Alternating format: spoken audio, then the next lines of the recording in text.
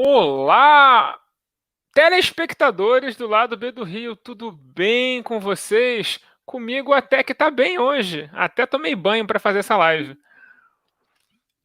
Estamos aqui com uma equipe fantástica, gabaritadíssima, para falar com vocês sobre muitos assuntinhos que dizem respeito a uma série de coisas relacionadas à pandemia. A gente combinou aqui fora do ar antes, então primeiro eu vou dar uma boa noite para todo mundo. Olá, Tainá de Paula. Olá, querida, tudo bem, Assísio? Como é que você tá? Elegante. Eu diria que elegante é uma boa palavra. Sim. Um beijo, Lana, um beijo, Daniel. De botão, rapaz, pra live. Que é? Ele tá super elegante. Você botou uma camisa de botão, tá super elegante. Não, eu queria saber como é que era, se eu sabia botar uma camisa ainda. Eu não boto uma camisa de botão há 2 meses. Então... eu quebrei essa série hoje. Eu também não coloco uma meia há 2 meses. A meia eu tenho colocado direto porque eu vou correr e tal, eu sou uma pessoa relativamente atlética. Não Olá, Lana. Lana de Holanda, a sobrinha perdida de Chico.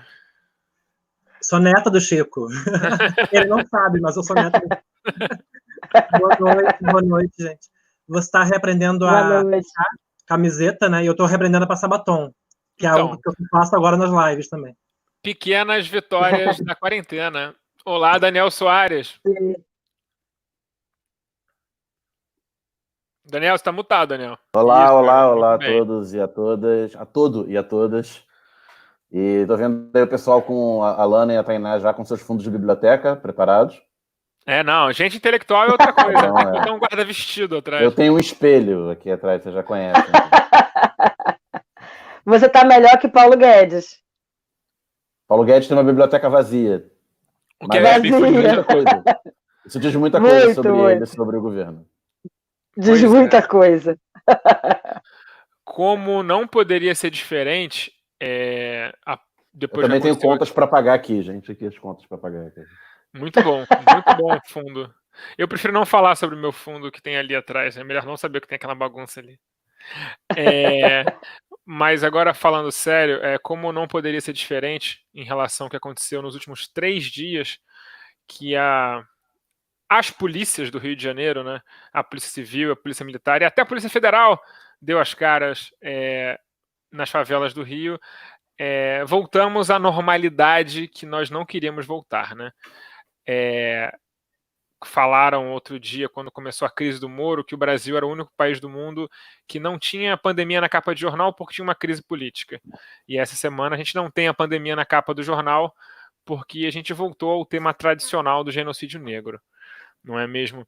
Então, para começar, eu queria pedir para a Lana falar sobre o caso de ontem, que aconteceu em São Gonçalo, cidade natal dela, com o João Pedro, de 14 anos, que foi baleado, sequestrado pelo helicóptero da COI, né, do Centro de Operações Especiais da Polícia Civil, e foi encontrado, se eu não me engano, perto de um mangue e levado para o IML. Lana?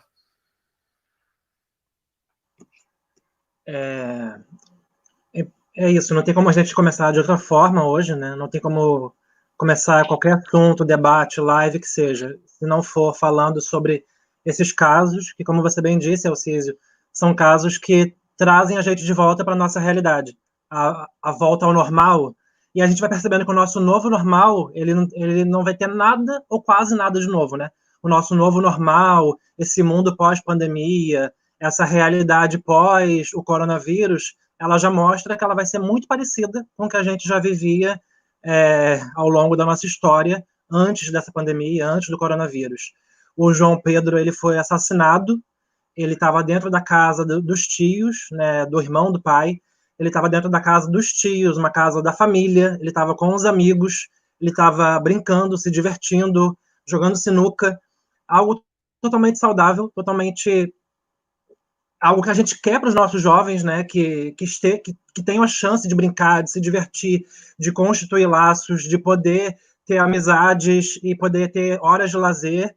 Ele estava dentro de casa, e aí a gente vai para o fica em casa, né? Se você puder, fica em casa. Ele estava em casa, ele estava na casa dos tios, ele estava na casa da família, ele estava com as pessoas próximas dele.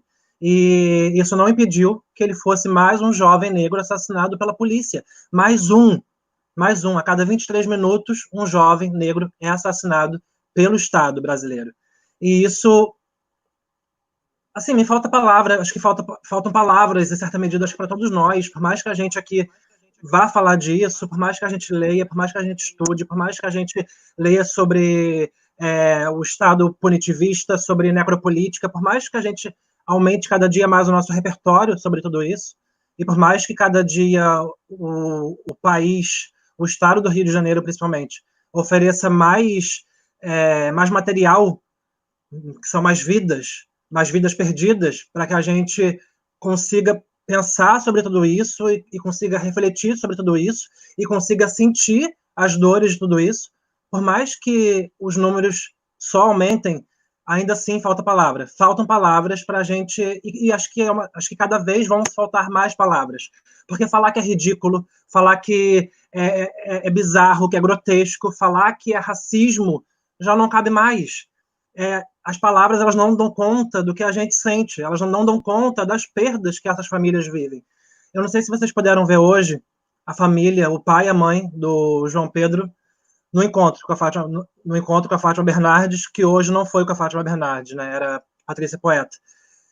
E eu esqueci o nome do apresentador que apresenta com ela, ele não conseguiu, ele tinha que ler o script, que tinha que ler o telão, e ele não conseguiu, ele começou a chorar, e a gente aqui em casa chorando também, e a mãe do João Pedro, toda vez que ela tentava falar, ela só chorava. E é isso, sabe, assim, eu não sou mãe, embora seja uma travesti, uma mulher trans, eu poderia ser mãe, mas não sou ainda, pelo menos, e eu fico pensando sobre, para quem é mãe, a Tainá vai poder falar isso muito bem, a Tainá enquanto uma mulher negra, mãe, embora mãe de uma menina, mas ainda assim mãe de uma criança negra, nesse país racista, vai poder falar com muito mais propriedade, porque as dores que a gente sente, e que são totalmente distantes das dores que uma mãe pode sentir, elas não cabem mais.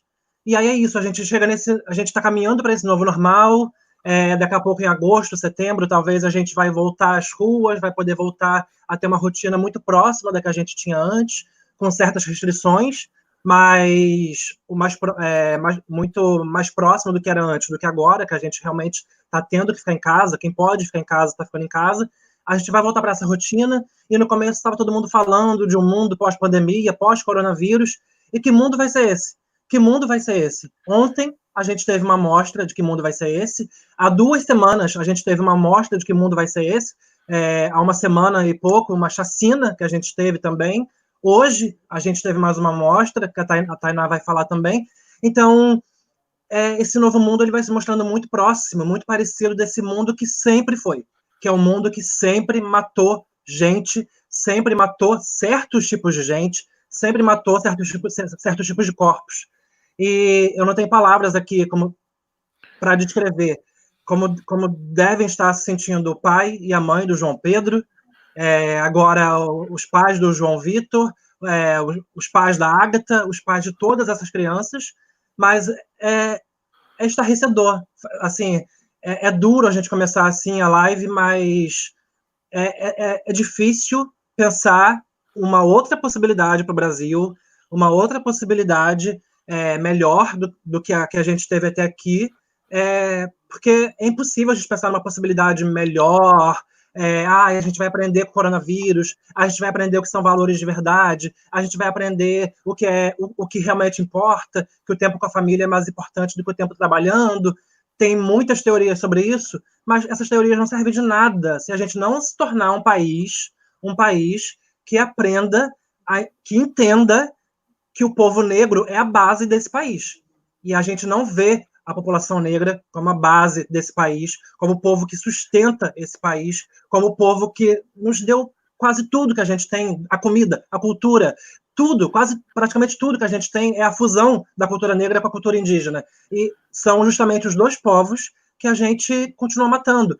Para finalizar, esse genocídio da população negra, que não para nas comunidades, nas favelas, nas periferias, não para. E aí a gente tem também, agora ia ser votado hoje, inclusive, o PL da grilagem, que é mais uma medida do governo para legitimar mais ainda o genocídio da população indígena. Então a gente vê como que a lógica do poder, a lógica de quem comanda esse país desde sempre, que é uma burguesia branca, como que essa lógica ela não para. Ela não quer saber se está tendo pandemia, se está tendo vírus. Se controlou ali por um tempo, por umas 2, 3 semanas, se controlou um pouco, mas aí volta a ser o que sempre foi. Então, essas lógicas dos genocídios dos povos fundantes desse país, elas estão conectadas totalmente, e é isso, a gente não vai mudar para melhor se a gente não entender isso, quer dizer, a gente aqui entende, né? Quando a gente é a sociedade brasileira. Se a sociedade brasileira não entender a importância desses povos, o que são esses povos, que nós somos, em certa medida, esses povos, e tudo que constitui a gente enquanto nação, a ideia de nação brasileira, que deveria ser, pelo menos a ideia que a gente deveria ter de nação brasileira, ela deveria ser uma ideia a partir dos povos negros e indígenas. Mas a gente não está entendendo, a gente continua matando esses povos, a gente continua matando a cultura desses povos, continua criminalizando a cultura desses povos, e aí fica difícil a gente pensar um Brasil pós-pandemia, ai que maravilha, a gente vai aprender alguma coisa com essa tragédia toda. Não sei. Muito duro, Lana. Hoje mesmo, a turma lá que é coordenada pelo Raul Santiago estava entregando cestas básicas no Alemão, quando o Batalhão de Operações Especiais, o BOP, entrou no Morro do Alemão e vitimou o João Vitor. Durante a entrega, tem vídeos de partir o coração do pessoal de entrega que presenciou, que viu a execução do menino. Na segunda-feira, o Iago César Reis Gonzaga, de 21 anos, foi tirado de casa às 5 da manhã, baleado, torturado e também desaparecido. Foi aparecer só no IML, nas mãos do BOP também. Tainá, como é que faz para fazer quarentena quando você está em casa, a polícia vai lá e te arrasta para a morte? Claro. Boa noite, queridos, mais uma vez.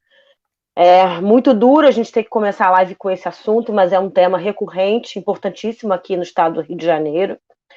Eu vou colocar alguns pingos nos is e dividir um pouco o que vem acontecendo também de forma mais estruturante nesse cenário da falsa segurança pública aqui no estado. O fato é que, desde que Witzel entrou, a gente tem que ultrapassar, encarar o fato de que 92% dos crimes, dos homicídios, né, falar de forma óbvia e clara, direta, os homicídios praticados pela polícia do Estado aumentaram 92%. Né? Não é um dado comum, é um dado que na série histórica é o mais alto da história do Estado do Rio de Janeiro, e nunca a polícia do Estado do Rio de Janeiro matou tantos de nós. E esse é um dado importante para a gente começar a avaliar. E o fato é que o que já desconfiávamos, o discurso belicoso, o discurso de tentativa de freio da grande corrupção e do tráfico de drogas, foi, na verdade, um grande guarda-chuva para o enfrentamento que essa polícia aqui do Estado vem fazendo na direção dos territórios que estão ainda sob a tutela do tráfico. A gente tem Comando Vermelho, Terceiro Comando, as duas maiores forças do tráfico de drogas aqui na capital, e uma grande força aumentando cada vez mais em vários novos territórios, que é a milícia. Hoje a gente tem o estabelecimento do que a gente chama de uma narcomilícia em disputa, em guerra aqui no estado do Rio de Janeiro, principalmente na capital. Tanto o Complexo do Alemão, quanto o Complexo do Salgueiro, que fica em São Gonçalo, onde as nossas crianças, os nossos jovens foram executadas pelo Estado, eram territórios que estavam nessa disputa territorial entre as forças milicianas e as forças do tráfico. E falar que o Estado abala o aparato militar e falar que uma operação dessas vale cerca de 150 a 500 mil reais, dependendo do número de policiais, do número de inteligência, do número de armamento que seja utilizado em cada operação dessa, que sai dos nossos bolsos, foi o que foi utilizado e foi o que foi gasto nessas últimas operações aqui, com pouco retorno, com mortes, com banalização da vida, subalternização dos pobres e arrancamento de todos os direitos civilizatórios, constitucionais, direitos fundamentais, enfim.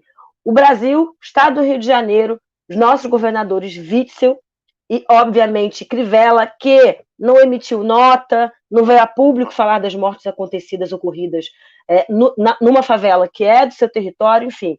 Existe uma grande negligência aí de todas as forças, eu não preciso nem falar da Polícia Federal de Bolsonaro, nesse contexto de pandemia, que nega direitos de um determinado povo, de uma determinada população, que tem cor, que tem CEP, que tem CPF, que tem renda, que tem classe social. A gente está falando de um determinado setor da sociedade que vem sofrendo anos com essa política de genocídio de Estado. E por que a gente fala genocídio de Estado? Gente, morre mais gente aqui, morre mais preto aqui, no estado do Rio de Janeiro, do que em países em guerra civil.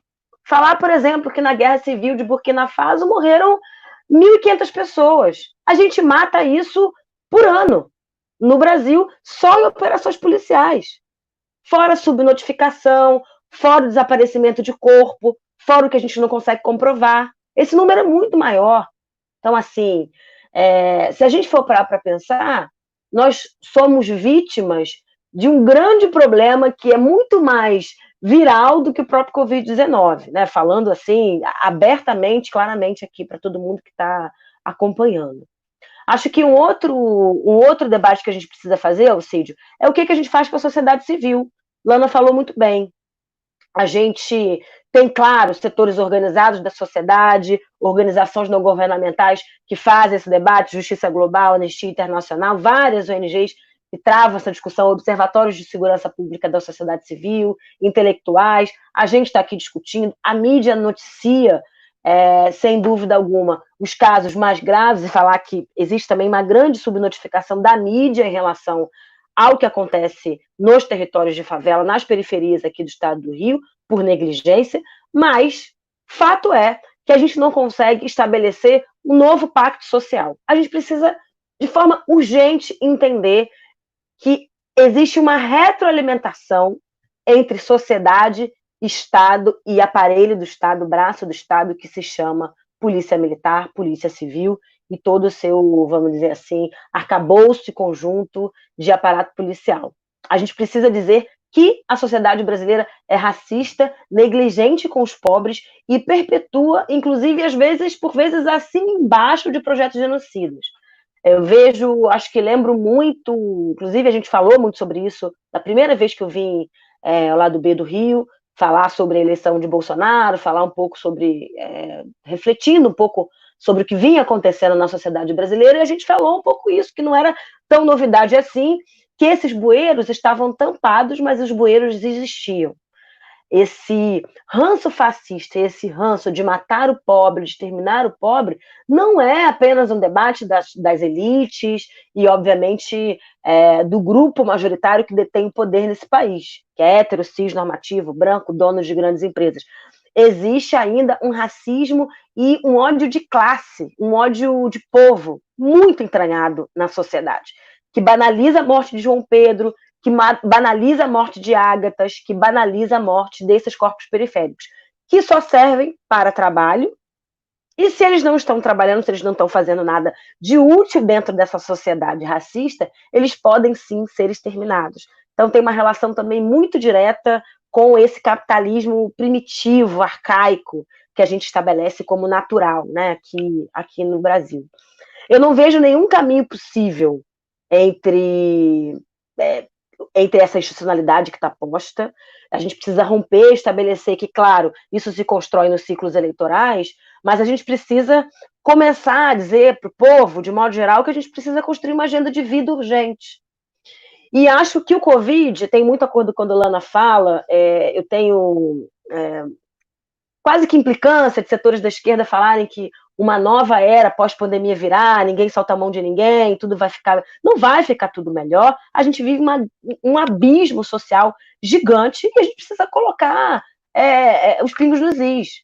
Fato é que a gente precisa de um pacto social profundo, que elimine a miséria, que tenha como norte a eliminação da miséria, a eliminação do racismo como estruturantes da desigualdade. A gente precisa entender que a empregada doméstica, o porteiro e o jardineiro que a gente perpetua nos postos de trabalho subalternos são, na verdade, os primeiros corpos que vão morrer em alguma periferia, em alguma favela, em algum lugar. A gente precisa romper com essas relações de trabalho, de servidão, de servilismo, que pauta e constrói as nossas relações sociais. Eu vim de uma favela, enfim, foi nascida e criada na Praça Seca, numa favela chamada Loteamento, e a gente tinha o hábito de desviar o corpo, né? O corpo ficava muito tempo estendido no chão com pano branco. E hoje eu tenho para mim que a gente tem que parar de desviar dos corpos. Não dá mais para a gente desviar dos corpos se queremos ter uma perspectiva de sociedade de Rio de Janeiro que consiga permitir que crianças de 14 anos tenham uma vida, encontrem seus amigos, sejam de fato pertencentes à cidade, onde a gente tenha segurança de deixar uma menina de 5 anos crescer, não ser estuprada, não ser assassinada, como eu tenho da minha filha Aurora, de 5 anos. O que vai ser de uma mulher preta daqui a 10, 15, 20 anos se a gente não fizer alguma coisa urgente nessa cidade, nesse estado? Eu não vejo um futuro para Witzel. Eu acho que a gente também tem que criar um pacto de esquerda, progressista, democrático, sei lá que raios. Eu também estou muito irritada com essa não unidade. A gente precisa falar disso, né, Lana? Tem uma irresponsabilidade infinita colocada também nos nossos militantes, nas nossas lideranças de esquerda, e que não estão topando o pacto social que a gente precisa fazer. A gente precisa, urgente, fazer um pacto de civilidade. Não queremos mais corpos, não queremos mais mortes, porque a galera que está morrendo está num determinado lugar e está precisando e reivindicando de uma outra postura nossa. Eu quero muito me reposicionar, inclusive na militância, num lugar de romper com esses acordos e pactos sociais que vão perpetuando esse modelo de opressão que a gente tem. Isso é urgente, gente. É urgente. Acho que todo mundo que viu a foto em todas as capas de jornal do pai do João Pedro em cima de um caixão com visorzinho, aquele caixão de cova rasa, aquele caixão de R$400, aquilo dá um aperto. Tem que dar um aperto, não pode ser em vão. A gente tem que estar num luto profundo e com muito ódio do Witzel, com muito ódio dessa direita fascista nojenta que quer nos exterminar. É isso. Não posso estar muito tocada por ser mãe e por entender que a conjuntura necessita quase desses rompimentos, mas precisava fazer essa fala aqui, que é quase um pacto com vocês. Fogo nos racistas. Daniel, você queria falar? Não, sim. Em cima da fala da Lana e da Tainá, muito, muito fortes, e nesse momento, obviamente, corretas, parece clichê a gente falar, mas não é, que a gente, na nossa bolha classe média, fica muito chocado das classes populares nas periferias e favelas não se chocarem com o fascismo diário, né, do governo Bolsonaro, as declarações do Bolsonaro, deles não se chocarem durante a campanha com o histórico de declarações que o Bolsonaro tem na sua carreira, mas a gente vê, mais do que nunca, que o fascismo nas periferias e favelas é diário, é todo dia, há muitos anos, há muitos e muitos anos, há décadas.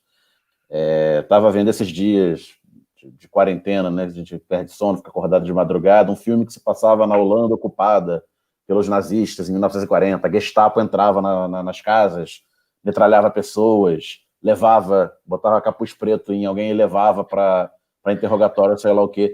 Isso acontece diariamente nas nossas favelas.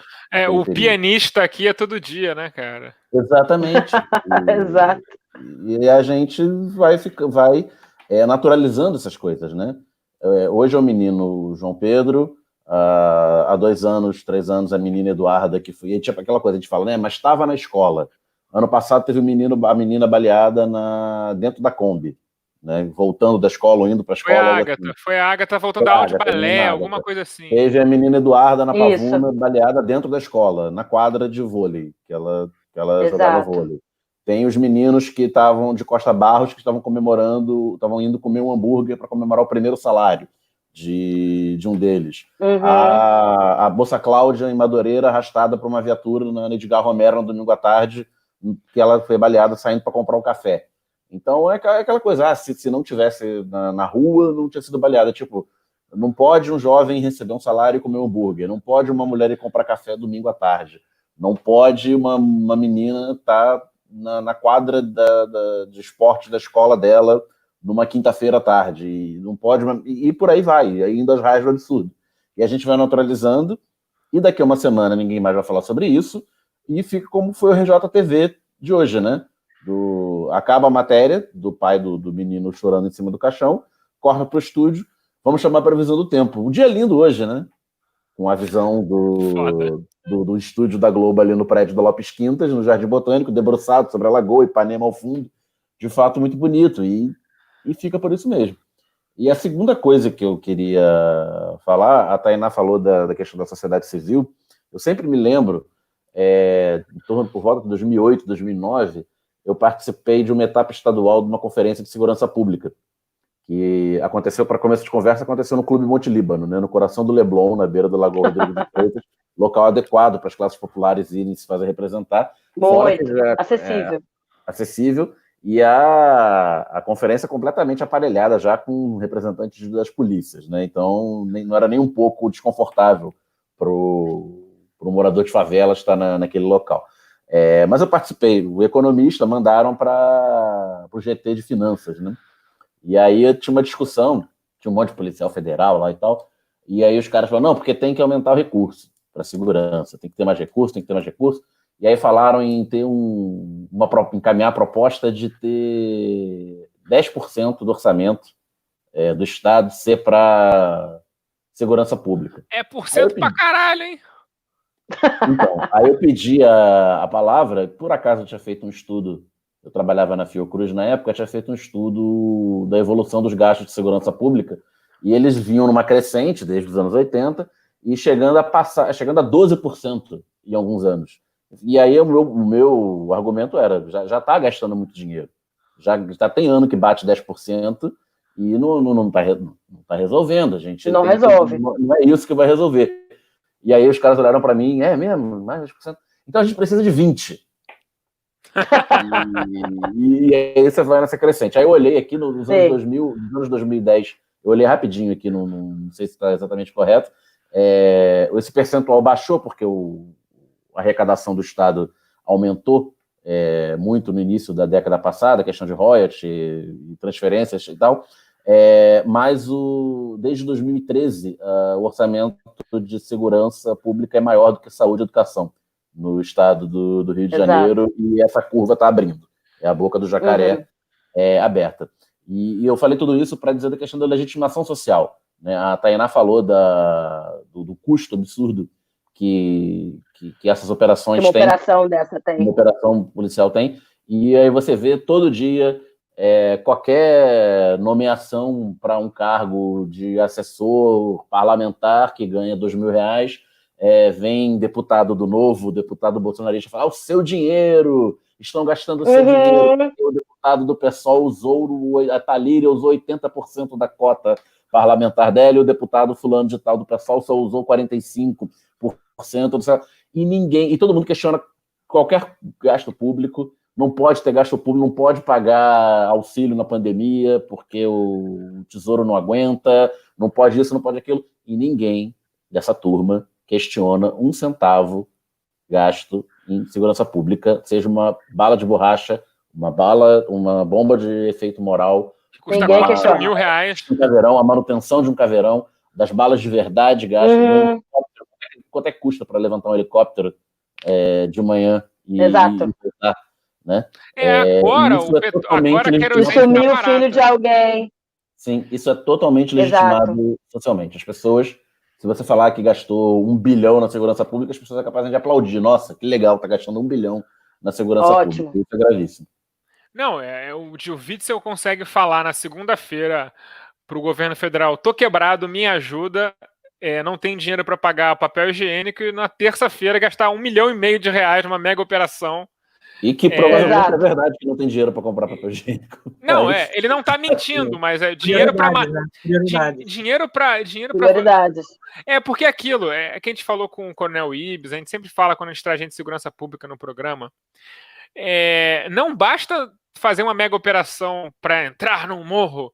Você tem que fazer sem objetivo nenhum, assim. E pra que você fez? Terça-feira, porra. Não tem manchete. Não. Tem que combater o crime. Tem que combater o crime. Qual foi o resultado da operação Fora Morte de Inocentes? O que aconteceu? Não. Aí não, eles aparecem com aqueles mesmos 4 fuzis, tá ligado? Do kit flagrante deles, que já tá no porta-malas da viatura. Sim. Assim, prendemos aqui. Olha, rapaz, 3 trouxinhas de maconha, 4 de cocaína, 2 pistolas velhas, um revólver quebrado e um fuzil que tá escrito, sei lá, com liquid paper no fuzil, sabe? Parece novo. Sim. Cumprir a cota de prisão. É um kit. Seleciona uns 10 caras lá pra dizer. E pega o pessoal do mototáxi. Se era do tráfico, se não fazer, não tem problema. Leva a galera do mototáxi toda que já tá ali embaixo. É muito descarado. Né? Total. Não, isso literalmente acontece. A gente sabe, isso é verdade, a gente sabe que é verdade. A gente não tá nem exagerando, mas, Daniel, você que mexe com números e com estatísticas e com essas coisas lá na sua carreira. Coisas comunistas.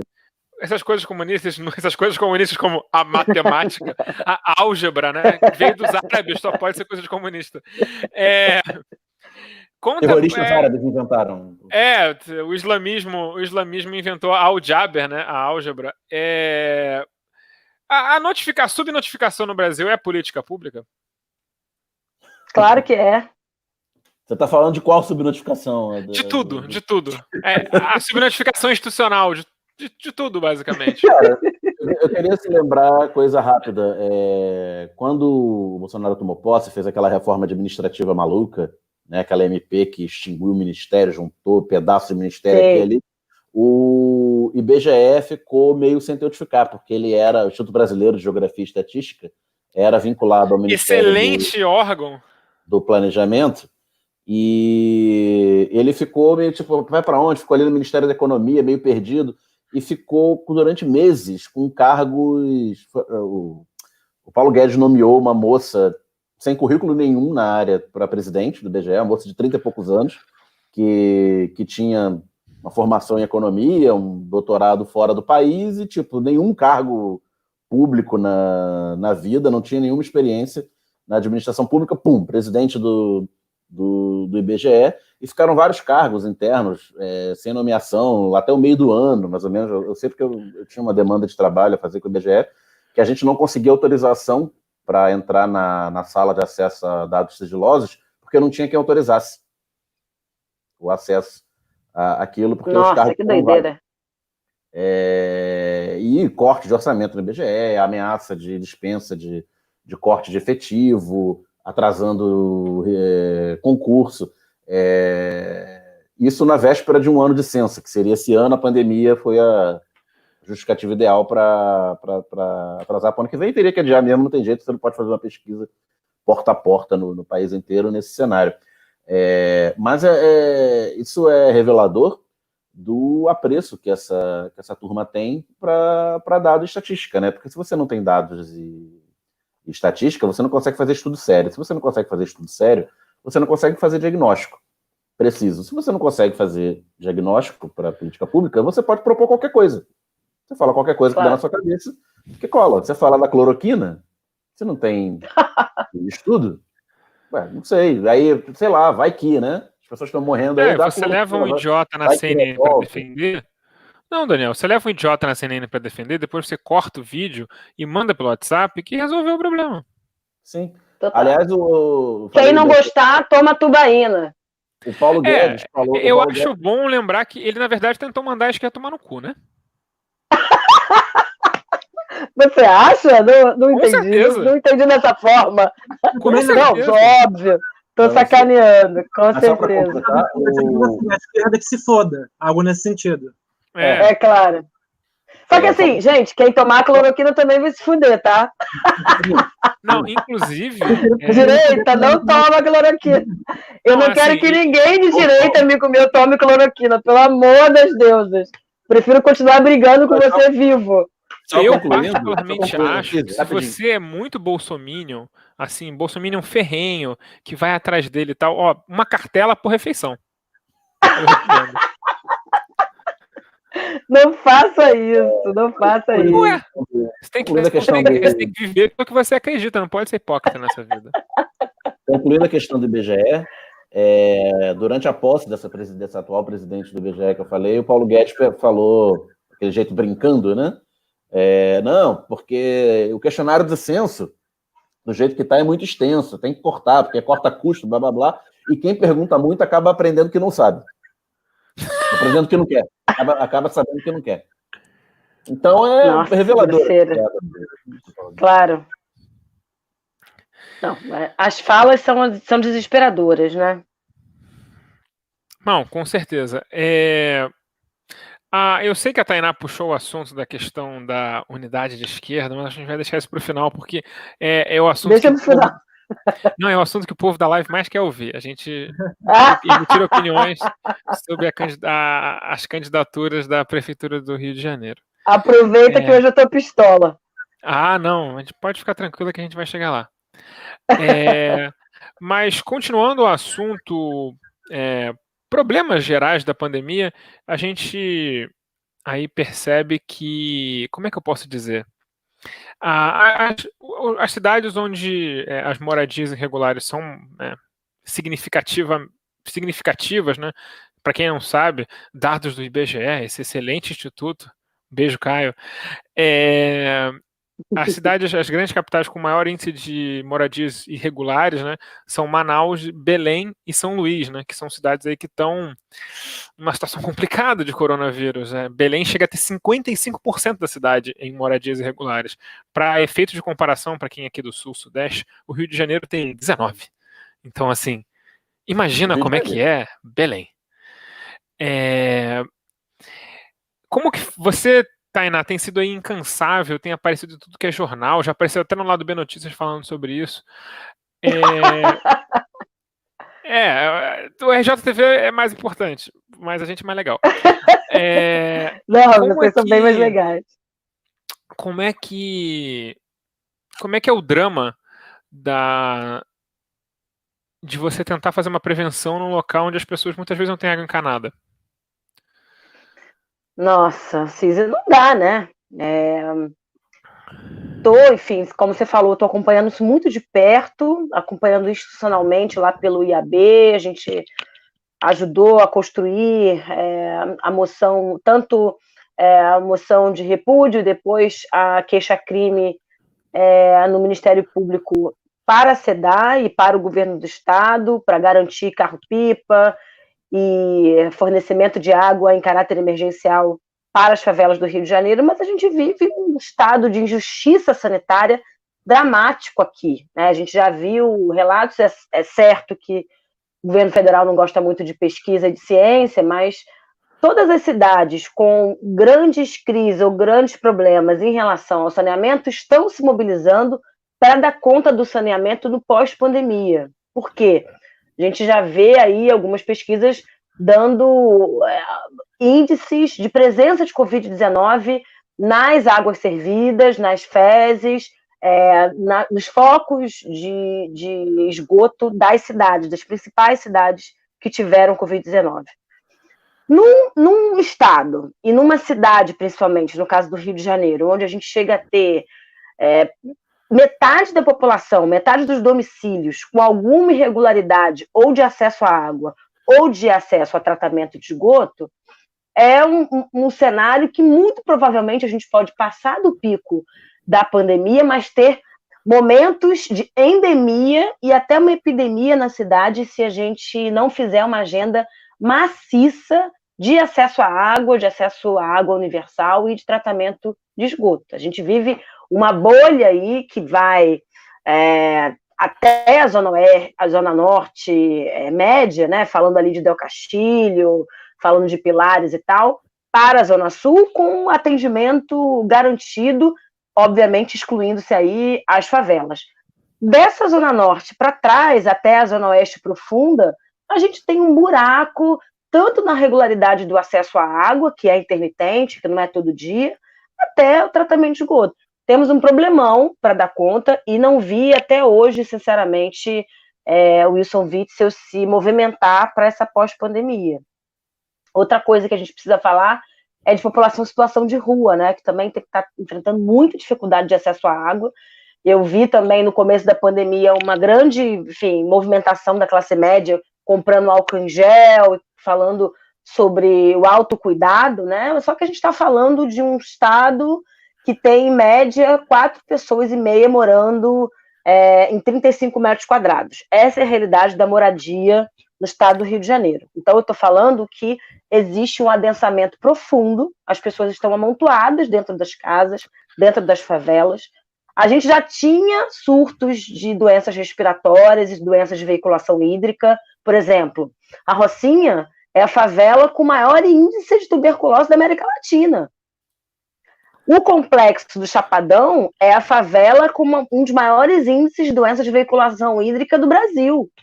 Eu estou falando de desde leptospirose até doenças da epiderme leves, mas eu estou falando de problemas de higiene pública localizados no Rio de Janeiro, na cidade do Rio de Janeiro, que a gente já não tinha dado conta no SUS, né? Então, assim, a situação é dramática, óbvio, a gente está colapsado o número de leitos há mais de 3 semanas, né, gente? E o nosso governador, para além de estar afundado no drama da corrupção aqui no estado, a gente descobriu que o sujeito está roubando, enfim, e aí falar claramente, né? Quem tem secretariado, os principais secretários envolvidos em corrupção precisam, obviamente, prestar contas publicamente sobre o que está acontecendo durante essa crise. Falar que usar a corrupção num dos momentos de maior necessidade da população aqui do estado do Rio de Janeiro, obviamente ultrapassa a leviandade. Acho que é o rompimento de todos os direitos e garantias da população. É muito triste, é muito grave, né? Roubar dinheiro de hospital de campanha é uma coisa muito grave, gente. Lana, você que foi assessora na Câmara, você que anda nesses meandros também dos bastidores da política, assim, normalmente a gente percebe em certos administradores públicos que eles gostam de inventar uma crise para poder fazer licitações fraudulentas. Então, agora, quando tem uma crise de verdade, deve ser assim uma coisa, a galera deve estar até tremendo, assim, não era nem da cloroquina, né? É uma tremida de emoção mesmo.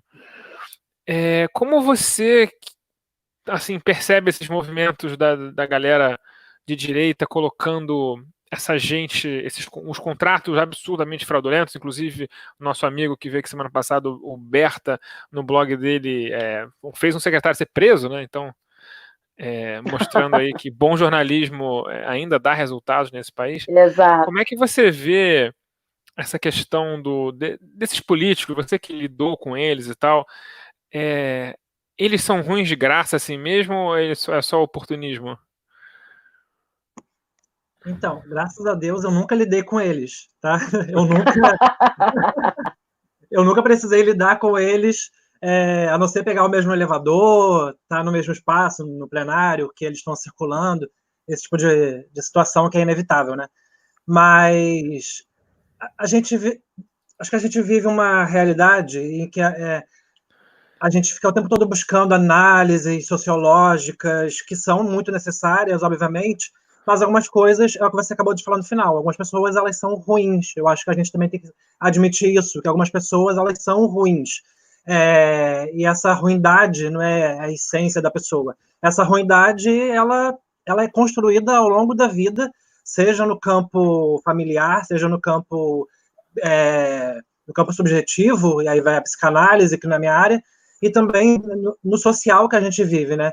A gente foi construídas enquanto cidadãos, enquanto pessoas que habitam esse país, historicamente, num país em que é certo ou é bonito você tirar proveito em cima do outro. Tem essa coisa do jeitinho brasileiro, tem a questão, o jeitinho brasileiro, você pode ter vantagem em cima do outro, você pode passar a perna no outro. Em muitas situações do nosso dia a dia, a gente percebe isso muito na criação com as crianças, basta observar como os pais vão lidando com os filhos, e que os pais vão ensinando aos filhos como que muitas vezes passar a perna no coleguinha, pegar o que é do coleguinha, enganar o coleguinha para depois ficar com o que era dele, como que tudo isso é muito naturalizado no Brasil, né? E eu acho que isso não é à toa. A gente, às vezes, descola muito uma coisa da outra. A gente descola muito o que é a infância, o que é a adolescência, o que acontece na universidade, o que acontece na política. Parece que a política é um outro campo que é totalmente diferente de tudo que a gente vive no nosso dia a dia. Parece que a política é algo que só acontece ali, naquele espaço do parlamento, é algo que só acontece dentro dos partidos, mas o modus operandi da política é o que acontece no nosso dia a dia, quando a gente vai no mercado, quando a gente vai comprar gás, quando a gente assina um contrato com um advogado, com uma imobiliária, quando a gente aluga o que é nosso, quando a gente vende o que é nosso, o tempo todo a política, ser político, está também nessas coisas. E como que a gente percebe que esse jeitinho brasileiro, que muitas vezes, porque quando é fora desse espaço institucional, parece que é de boa. Quando é fora desse espaço institucional, muitas vezes a sociedade brasileira trata tudo isso como se fosse algo da nossa cultura, é o nosso jeito, é a nossa malemolência. Só que não, sabe? Só que não. Assim, a gente naturalizou ao longo da nossa história muitas coisas que não deveriam ter sido naturalizadas. E aí a gente vê, quando chega nesses espaços, e como você falou, quando a gente chega nesses momentos de crise, porque a gente está vivendo um momento totalmente atípico, né? Ninguém no mundo esperava, eu lembro muito do Réveillon, né? Eu lembro do sentimento que eu estava vivendo ali no Réveillon, e acho que ninguém, pelo menos no Brasil, que ainda não tinha chegado aqui o coronavírus, ninguém esperava que fosse estar vivendo isso hoje. Então a gente está numa realidade totalmente diferente, caótica, que exige muito mais da gente, uma realidade que impõe aí para os setores públicos, para os executivos, estadual, municipal, federal, impõe essa pressa, né? A gente precisa assinar contratos com pressa para poder mostrar resultados e dar resposta a essa crise que a gente está vivendo. E aí essa crise, essa pressa, que ela é entendida, porque sim, não dá para ter toda essa demora burocrática, por exemplo, que o governo federal está tendo em pagar os R$600 para quem precisa de R$600 para poder comer, para poder ter comida. As pessoas, tem muita gente que precisa de R$600 para poder comer. E só fazendo um parênteses aqui, a renda básica, ela é muito importante, ela é muito necessária, ela deveria estar sendo paga para todo mundo em dia, ela deveria estar sendo paga, mas a gente não pode também normalizar e naturalizar que com R$600 as pessoas, pelo menos aqui no Rio de Janeiro, com R$600 as pessoas não conseguem ter uma vida plena, uma vida digna para se manter dentro de casa o mês inteiro. Não dá. Até porque o preço dos alimentos subiram absurdamente nesse período. Você vai no mercado hoje, está muito mais caro do que há 2 meses atrás. Então, voltando, precisa de que essa burocracia ela seja rompida em certa medida, então que contratos sejam assinados com mais celeridade, e aí a gente vê como que as pessoas se aproveitam disso, né? Estou vendo o comentário aqui do Ailton, né? Que toda crise é uma oportunidade. O dono do Madeiro falou isso, o mais rico do Brasil, o Lehman, né? O Lehman, ele falou isso, que toda crise para ele enxerga como uma oportunidade. E é isso, para quem constituiu a sua identidade, a sua vida, a sua trajetória política, principalmente, tendo vantagem em cima dos outros, não vai olhar para essa realidade que a gente está vivendo agora como um momento de como um momento de dor, um momento de fragilidade, um momento em que... Porque o sentimento que eu tenho, que eu acredito que é o que vocês têm também, isso varia muito de pessoa para pessoa, mas acho que é um sentimento comum entre quem ainda é humano, entre quem ainda carrega a humanidade, é um sentimento de em certa medida se ficar paralisado nesse momento.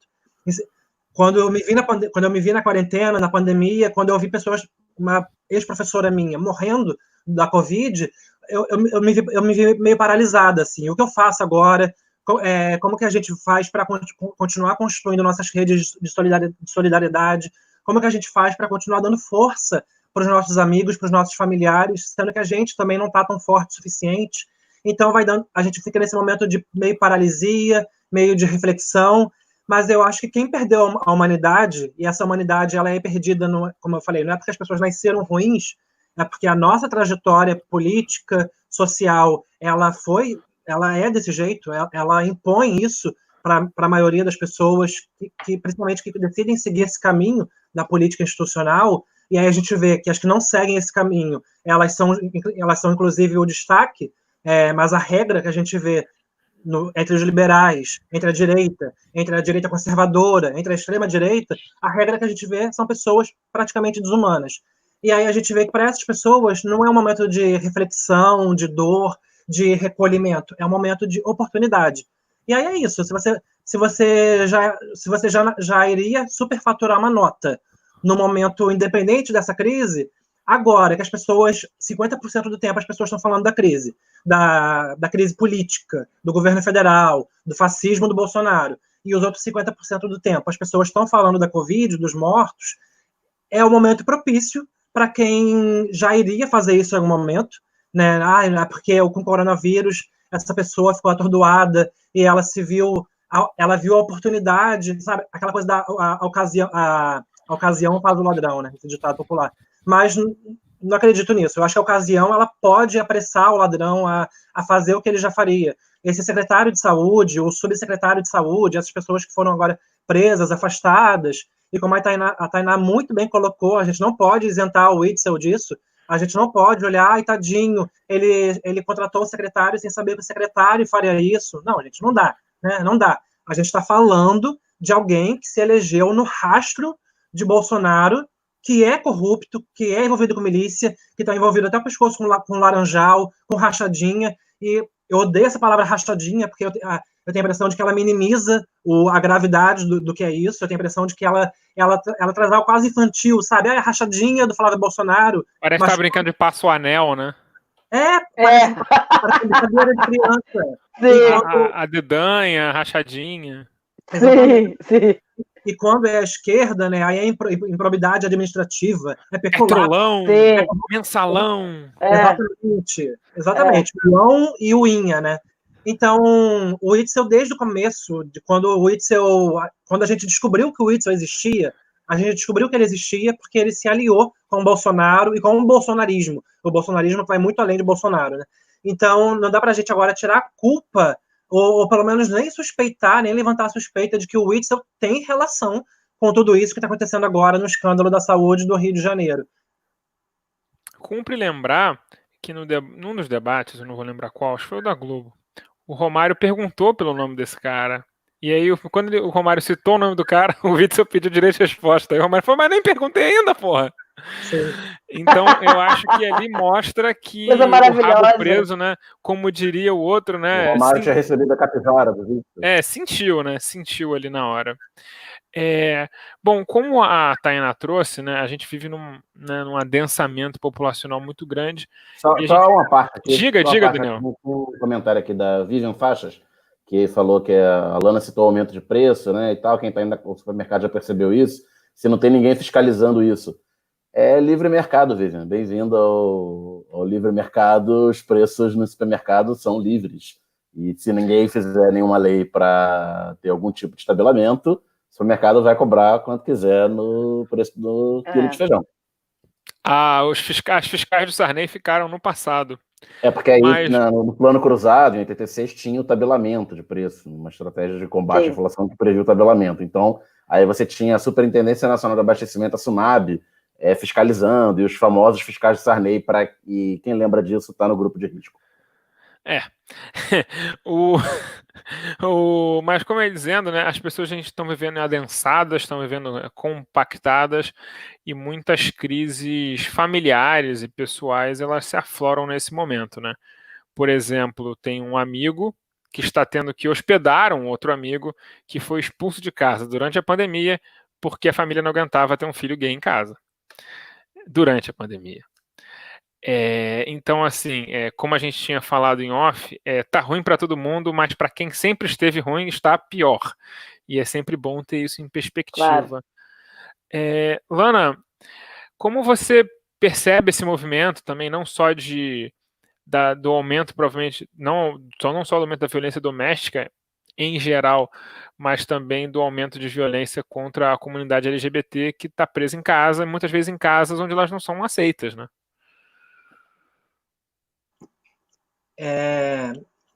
É isso, né? Ouvindo agora a história do companheiro que foi expulso de casa,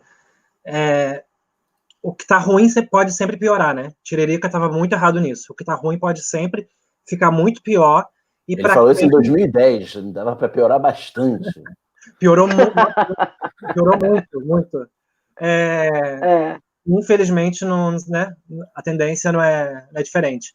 Mas é foda, assim, desculpa o palavrão, mas é foda. Porque eu tenho pensado muito pensado e vivido e refletido e conversado com amigas, né, na realidade específica das mulheres trans e das travestis, né? Porque cerca de 90% das mulheres trans e travestis, para quem não sabe, estão na prostituição, já passaram ou vão passar pela prostituição em algum momento da vida. Eu sou muito uma exceção, assim, né?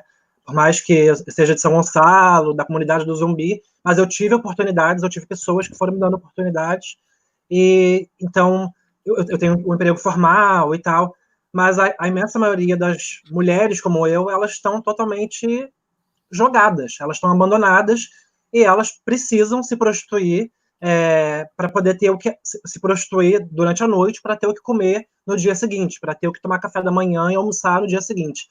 Então, e a gente tem feito muito essa campanha de conscientização entre as mulheres trans, as travestis, para ficar em casa, feito campanhas de arrecadação de cesta básica, de doação. Então, ajudado a divulgar outras de outros lugares, de outros estados, de outras cidades.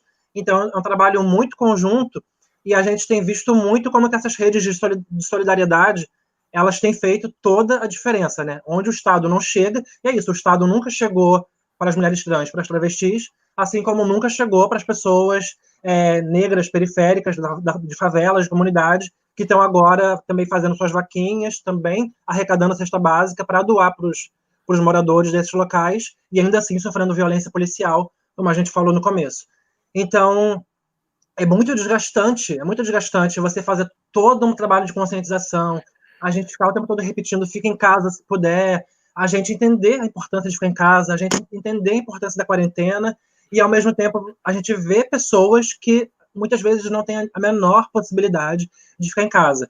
Ou porque ficar em casa é morrer de fome, é não ter o que comer mesmo, ou ficar em casa é sofrer violência por parte da família. E aí tem isso, né? As pessoas LGBTs, a gente fala muito de homofobia, e as pessoas pensam muito na homofobia ou na LGBTfobia como algo, como a travesti que foi assassinada, né, no ano passado. A gente teve uma travesti que foi assassinada e que teve o seu coração arrancado. Ela foi assassinada, o cara, com ela viva ainda, ele começou a abrir o peito dela e ele arrancou o coração dela. Então, são mortes muito violentas. Teve o caso da Dandara, uns anos atrás, uma travesti do Ceará, que vários homens a espancaram. O vídeo furou a bolha, porque para a gente que está no movimento trans, esses vídeos eles são semanais praticamente, mas o vídeo da Dandara ele furou a bolha, na época emocionou muita gente, sensibilizou muita gente, as pessoas, muita gente ali naquele dia percebeu o que é ser travesti no Brasil, principalmente o que é ser travesti pobre, periférica, negra no Brasil, a Dandara, que era nordestina, tudo isso, e aí a gente vê essas violências sempre com muita crueldade, aquele caso da lâmpada, que um rapaz homossexual levou uma lâmpada na cabeça, na Paulista, e aquela lâmpada fluorescente queimou o rosto dele. Então, a gente normalmente se pensa muito a LGBTfobia como essa violência extrema fora de casa, mas ser LGBTI no Brasil está nesse lugar, no Brasil, em vários lugares do mundo, mas no Brasil, principalmente, o Brasil é o país que mais mata pessoas LGBTs no mundo. O segundo lugar é o México, e ainda assim é cerca de metade dos nossos números. Então, ser LGBT no Brasil é uma violência que também resulta do lado de fora. A Mateusa, muito bem, Fagner. A Mateusa, em 2019, a gente... Foi em 2018, não foi, não? 2018. Foi pouco depois, cerca de um mês depois, 2 meses no máximo, depois da Marielle. Exatamente. E a gente ter essa violência, ela não é só do lado de fora. Ela é uma violência que acontece, ela começa, inclusive, dentro de casa. As pessoas LGBTs, quase todas, praticamente todas, a primeira memória que eu tenho de violência LGBTfóbica, foi dentro da minha casa. Hoje eu tenho uma relação maravilhosa com minha mãe, com minha irmã, que é evangélica, mas no começo foi extremamente difícil, era agressão física mesmo. Então, é diferente, porque estar em casa não é seguro para as pessoas LGBTs na sua maioria. A gente vê casos de pessoas LGBTs que são respeitadas pela mãe, tem o Mães pela Diversidade, que é um movimento incrível de mulheres, mães de pessoas LGBTs, que se entenderam enquanto militantes pelo medo que elas têm dos seus filhos e filhas correrem risco no mundo. E elas não só acolheram esses filhos, como elas se tornaram militantes também, mas elas são a exceção. A maioria das pessoas LGBTs sofrem violência, muita violência dentro de casa. O número de pessoas LGBTs, aí falando especificamente de mulheres lésbicas e bissexuais, que sofrem estupros corretivos por parte dos pais, por parte dos irmãos, parentes, primos, que acham que estuprar aquela mulher vai fazer com que ela se cure, se converta à heterossexualidade. Então, assim, é uma violência muito gritante e ela acontece, inclusive, dentro de casa.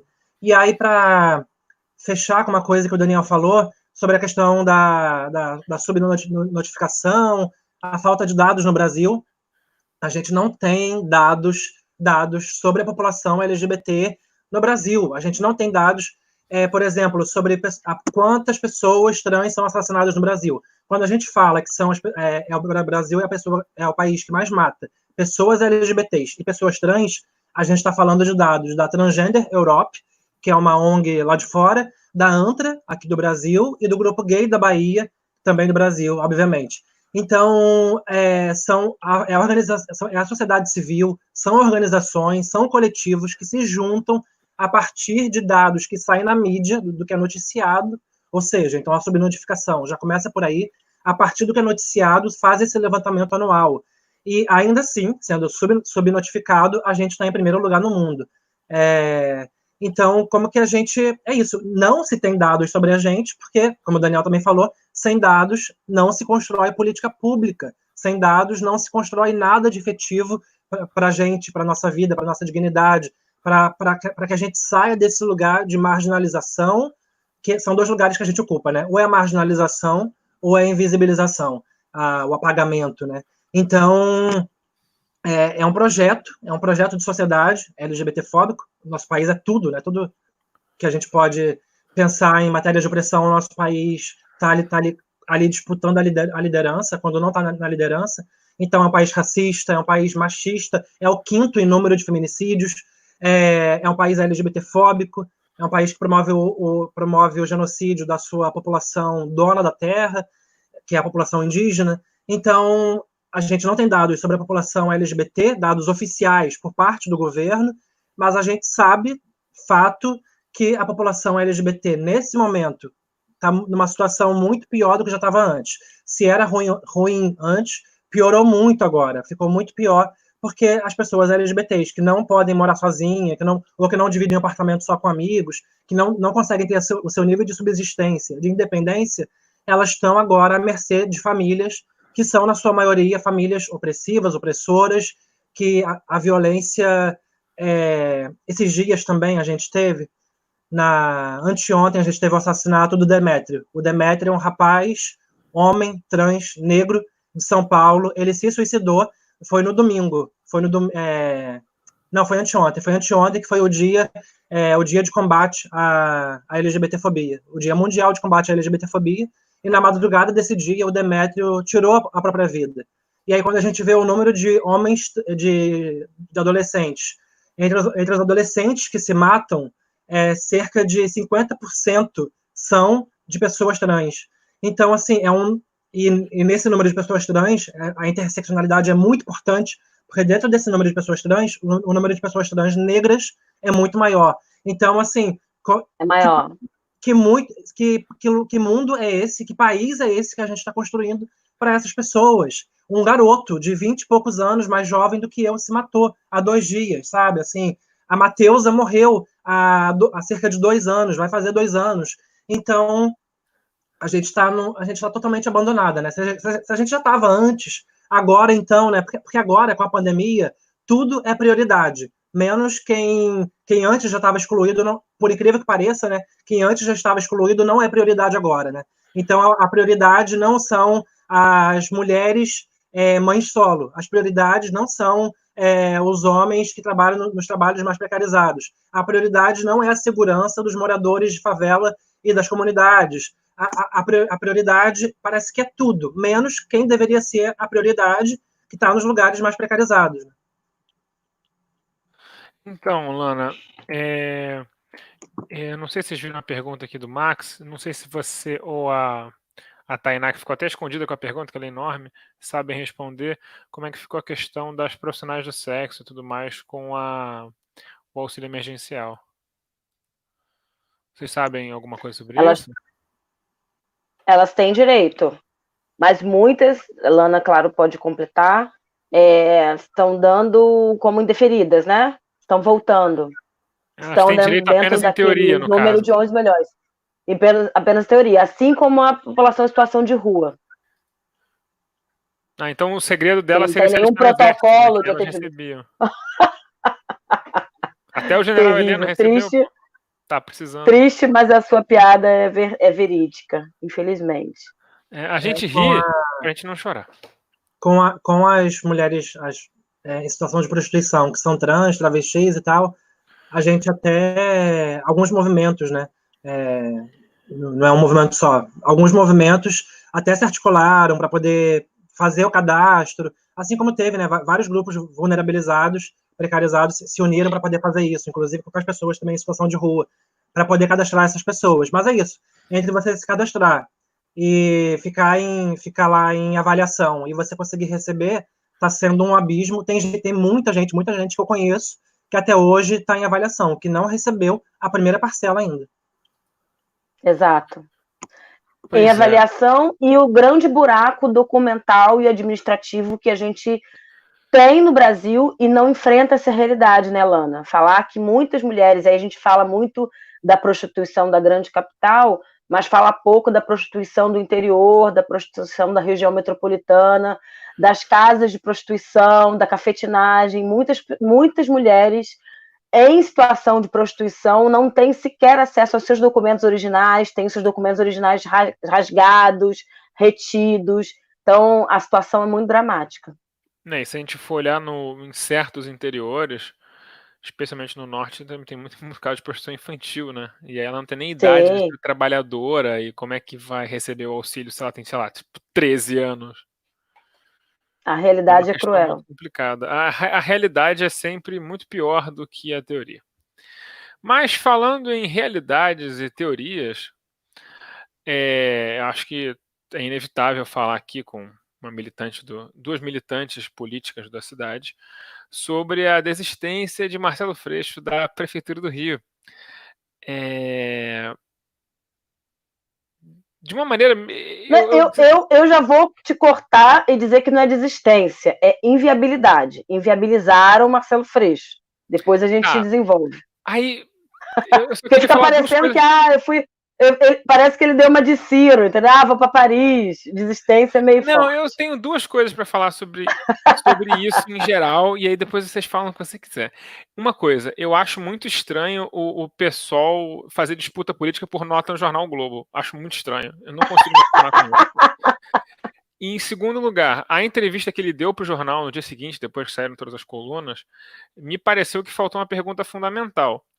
É inviável, e aí eu jogo essa pergunta para vocês, já que ele não vem, né? É inviável por causa dele ou porque não existe a possibilidade de existir uma chapa única de esquerda, sendo bem generoso, aqui no Rio de Janeiro? Porque, sei lá, porque a Marta Rocha precisa ser candidata. Ou que se a Marta Rocha é de esquerda. Eu tô sendo generoso. Eu falei que eu tava sendo generoso antes. Tá sendo generoso demais. Gente que auto se identifica de esquerda. A gente tá trabalhando com o conceito de auto-identificação. Maravilhoso. A gente é respeitoso. E aí, Lana, você quer começar? Você quer que eu tô tiroteio, então... Eu vou ser rápido. Eu vou ser rápido. Fala. Eu quero te ouvir bastante. Não, mas é isso. Sou do PSOL, né? Todo mundo sabe. Sou filiado ao PSOL desde 2014. Sou da Insurgência, que é uma corrente interna que constrói o PSOL. e o Marcelo Freixo, ele é independente, né? Assim, embora ele seja próximo da insurgência e tal, várias vezes estamos próximos, mas ele é um militante independente. Ao contrário, por exemplo, para quem, né, só para contextualizar, para quem não é do PSOL ou nem é próximo, para poder entender um pouco, o PSOL tem algumas correntes internas, com algumas diferenças entre si, algumas são diferenças um pouco gritantes, outras são diferenças muito pequenas entre uma e outra, mas, por exemplo, o David Miranda, ele é do MEIS, como a Sâmia de São Paulo, e por aí vai. A Dani Monteiro é da Insurgência, como eu, e a Mônica Francisco é independente, assim como a Renata Souza e o Freixo, então por aí. E para mim foi uma surpresa aquela notícia no Globo. Eu já sabia da possibilidade dele não vir candidato, isso era algo que estava se falando, de que provavelmente ele não seria, já era algo que há um tempinho estava se falando, mas nos bastidores, mas eu não sabia, ninguém, até onde eu sei, assim, as pessoas mais próximas de mim não sabiam que ia sair aquela bomba no jornal o Globo e tal, e ainda por cima numa matéria que eu nem conseguia ler porque ela era paga, e eu não sou assinante do jornal o Globo. Paga. Nossa, trabalhadora sofre. Não, muito auspicioso isso, né? Tive que ir para alguém que eu conhecia para printar a matéria e me mandar a matéria. Mas, então, assim, para ser um pouco rápida, eu estava até vendo um pouco mais cedo a live que ele, o Marcelo, fez ontem a live que ele fez ontem junto com o Porchat. O Fábio Porchat está fazendo uma live todo dia, né? E ele está recebendo... Desculpa, não é coronavírus, tá? Ele está recebendo todo dia uma pessoa pessoas diferentes, qualquer pessoa. E ontem ele foi com o Freixo, a live dele. E eles falaram bastante sobre isso. O Porchat falou que ficou arrasado, porque agora vai ter que votar no Eduardo Paes para não reeleger o Crivella e tal.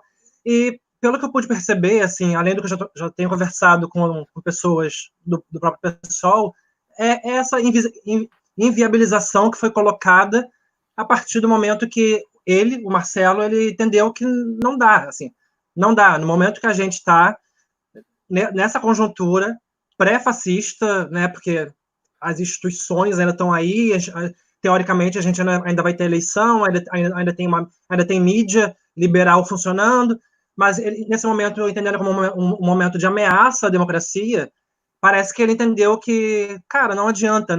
E aí ele falou, inclusive, sobre o nível das fake news, como as fake news estão ficando cada vez mais violentas e cada vez elas vão ficando mais invasivas na vida da pessoa, como cada vez elas vão ficando cada vez mais ameaçadoras, vão levando a um nível de ódio muito maior. Então, parece que todo esse leque, né, que passa por viabilidade política, passa pela questão da esquerda, as diferentes esquerdas, inclusive PDT, inclusive PSB, com o Molon também, né? Tem a Marta Rocha, mas tem o Molon também no PSB, né? Parece também tem a possibilidade dele vir candidato, não sei, ou dele vir numa chapa como vice da Marta. Então, parece que tudo isso culminou realmente em ele considerar que ser um candidato hoje não é interessante hoje, não só no Rio de Janeiro, mas no Brasil inteiro. Não é interessante que a esquerda ou as esquerdas elas lancem 3, 4 candidatos, enquanto o bloco fascista, obviamente, vai ter um candidato só. Então, assim, a gente jogar para nem chegar no segundo turno na imensa maioria das capitais. Caso a gente não se una hoje, é muito grande a possibilidade. Porque, mas o Freixo ele está quase empatado com o Eduardo Paes na última pesquisa que saiu. Mas isso é agora. Quando começar o período de eleição, de campanha, é isso. A gente sabe o estrago que as fake news podem fazer. E agora tem aquela deepfake, que é o rosto da pessoa, né? Tem agora essa fake que você pega o rosto da pessoa, coloca no corpo de outra e você põe a pessoa falando como se fosse algo muito próximo do real. Então, assim, a chance da gente, enquanto esquerda hoje, não conseguir chegar no segundo turno, caso a gente não esteja junto, inclusive com quem a gente, às vezes, pessoalmente, a gente nem considera que é tão esquerda assim, mas entendendo que a gente está num momento muito perigoso. É um momento muito perigoso, assim. Então, eu tenho o meu ideal de vida, de sociedade, de horizonte de mundo ecossocialista, comunista, feminista e antirracista. Esse é o meu ideal de mundo e eu não abro mão disso. Mas entender que agora, seria importante a gente estar com pessoas que talvez estejam um pouco mais ao centro, que são centro-esquerda, essa centro-esquerda que está nos partidos que ainda se dizem de esquerda, mas que a gente tem dúvidas, mas a importância de se colocar com essas pessoas agora para barrar o perigo real do fascismo. Eu acho que foi isso que ele pensou. Eu concordo muito com essa ideia, embora me assuste a possibilidade de ter que fazer campanha para Marta Rocha. Essa possibilidade, ela me assusta. Mas é isso, se for entendido que a Marta Rocha é a possibilidade da gente não ter o Crivella reeleito, ou não ter, sei lá quem do PSL, sei lá quem vai ser o candidato do PSL, eleito prefeito do Rio, se a possibilidade for essa, junto com o PT, junto com o PSOL, junto com o PCdoB, com o PCB, com o PSB, se for junto com todo mundo, eu acredito que é o caminho menos perigoso para a gente hoje. Assim. Tainá. Muito bem. Odeio. Lana é muito elegante. Mande sua metralhadora giratória. Então, eu achei a Lana muito elegante, porque a Lana, ela não pontua aí as dificuldades que a esquerda nos últimos anos, aqui no Rio de Janeiro, vem tendo para dialogar com a realidade da população. Isso acho que é um pontapé fundamental para a gente entender que as prioridades, né, dos partidos, de modo geral, vêm se dando a partir das suas sobrevivências individuais e não a partir do debate programático, da disputa política clara na direção da população, na direção do povo. E por que eu estou pontuando isso? Por que eu acho que a esquerda brasileira, carioca, vem naufragando e patinando desde o fim do brizolismo? Nós tivemos uma grande dificuldade de construção de lideranças consolidadas. Falar que, por exemplo, nós tivemos aí, no último cenário, uma série de tentativas de lançamentos de novas figuras, passando por Bittar, passando por Lindbergh, passando por Márcia Tiburi, passando por Pedro Fernandes, né? O PDT lançou o candidato Pedro Fernandes aí, em que pese há pouquíssimo tempo atrás. O secretário estadual de Educação do Witzel. O secretário estadual de Educação mas do é Witzel. importante fazer uma frente contra o fascismo, gente, calma. E filho da Rosa Fernandes. Daniel, sim. O Witzel agora é um fascista contra o fascismo, né? É uma importante janela a se defender. E nesse lastro, a gente também teve um grande momento aqui do Rio de Janeiro, de grande buraco, que o PSOL, em alguns setores de classe média, média alta, principalmente ali na Zona Sul, nesse raio que sempre foi bem da esquerda, Zona Sul, Tijuca, Meier e tal, e alguns buracos aí, Madureira, enfim, alguns celeiros da esquerda carioca, conseguiu se restabelecer e ocupar o lugar do PT na cidade. Mas sem nenhum projeto que disputasse de fato, e quisesse disputar de fato o povo fora da universidade, o povo fora dos espaços de ensino, o povo com cara de povo, o neném que nem trabalha nem estuda, a favela, o subúrbio, com fôlego. E nesse sentido, por que eu falo que a conta da esquerda carioca está se mostrando irresponsável no futuro? Todo mundo sabe que o nome da Marta Rocha, né, e a trajetória da Marta Rocha e a construção política da Marta Rocha não é uma trajetória e discurso e projeto da esquerda. Então, ela é claramente um elemento que não unificaria, num primeiro momento, a esquerda carioca. Né? A gente precisa avaliar que o PDT Rio ele teve aí um grande ressurgimento praticamente a partir da eleição, da campanha do Ciro Gomes no primeiro turno, muito fortalecida por setores do PSOL. Eu sou muito franca aqui, tá, Lana? O PSOL Rio de Janeiro não fez a candidatura de Boulos e fez Ciro numa proposta antipetista no primeiro turno, entendendo que era interessante naquele momento garantir um segundo turno que não fosse o PT lá em 2018. Não vou aqui avaliar estratégia. Aconteceu uma coisa muito engraçada em 2018, que a militância do PCB fazia mais campanha para um candidato do PSOL do que a militância do PSOL. Boa janela! Vale para Senado também. Vale para Senado também. Teve o voto Tarcísio. Então, assim... teve o voto Tarcísio, exatamente. Que bom que eu estou aqui com companheiros de boa memória. Isso dá o tom, né? E aí eu não estou falando da ampla militância, estou falando dos dirigentes, estou falando da responsabilidade dos dirigentes partidários, de uma certa irresponsabilidade com o futuro do Rio de Janeiro, da cidade do Rio de Janeiro. Porque o momento hoje não é de tática eleitoral. Não é de tática eleitoral. A gente não pode fazer uma conta que se encastele nem no futuro palanque do Ciro Gomes em 2020, porque isso também é um debate aqui que inviabilizou em grande medida a construção da unidade aqui do Rio de Janeiro. Esse bloco PDT-PSB estão orbitando ao redor desse palanque. E aí, é claro, a gente vê o negacionismo da figura do Lula nacionalmente desses dois campos. Nós temos aí o Ciro Gomes metralhando o Lula diuturnamente nas suas redes sociais. Tem uma dificuldade aí de articulação, de diálogo das nossas maiores lideranças, que obviamente se reflete aqui no estado e na capital, que é a segunda maior cidade do Brasil. Por outro lado, a gente tem o PSOL, com um grande quadro, e aí falar que eu não tenho vergonha alguma de dizer que já fiz campanha de Marcelo Freixo na majoritária algumas vezes, já fiz em 2012 filiada ao PT, fiz em 2016 desfiliada totalmente, inclusive acompanhando nossa saudosa Marielle Franco, naquela campanha belíssima que o PSOL Rio de Janeiro fez em 2016.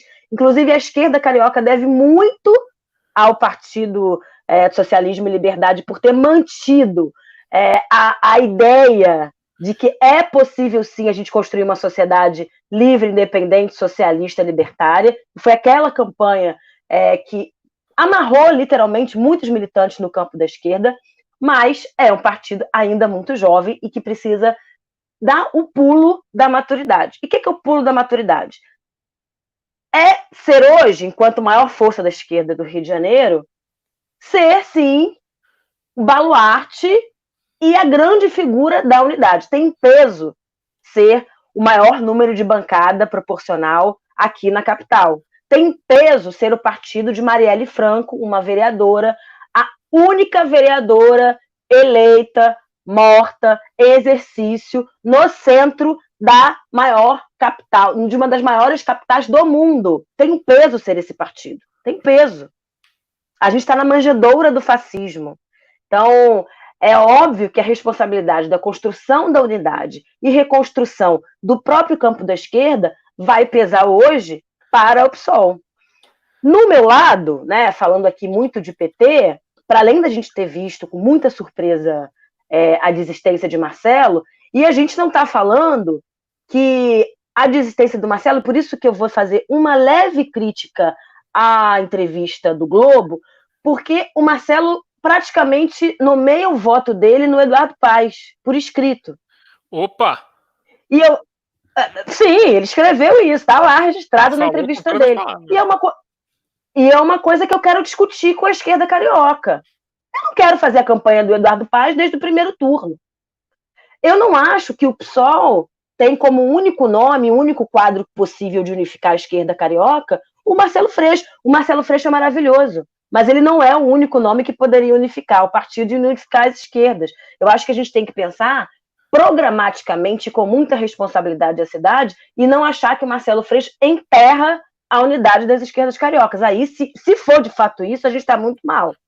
Se for de fato isso, são, na verdade, ONGs, OCIPs, clubes de socialismo, a gente abre uma terma socialista, sei lá o que a gente faz, mas a gente não faz política com qualidade. A gente não faz política para a cidade do Rio de Janeiro. É muito irresponsável a gente declarar voto em maio de 2020 para Eduardo Paes, eu acho.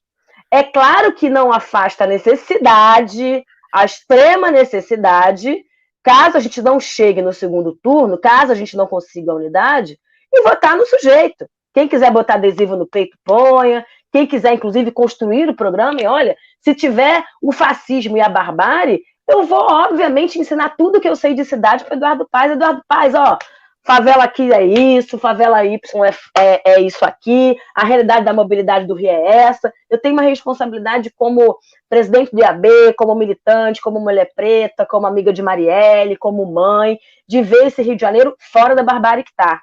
Então, se não for fascista, é óbvio que a gente está dentro do projeto, mas construir a inviabilidade desde já da unidade da esquerda, porque a gente perdeu o Marcelo, é uma coisa que eu não quero crer que a esquerda carioca vai permitir. Acho que isso é um debate importantíssimo. Na minha opinião, na minha humilde opinião, nós estabeleceríamos uma tábula rasa, um marco zero de discussão, com todos os quadros colocados.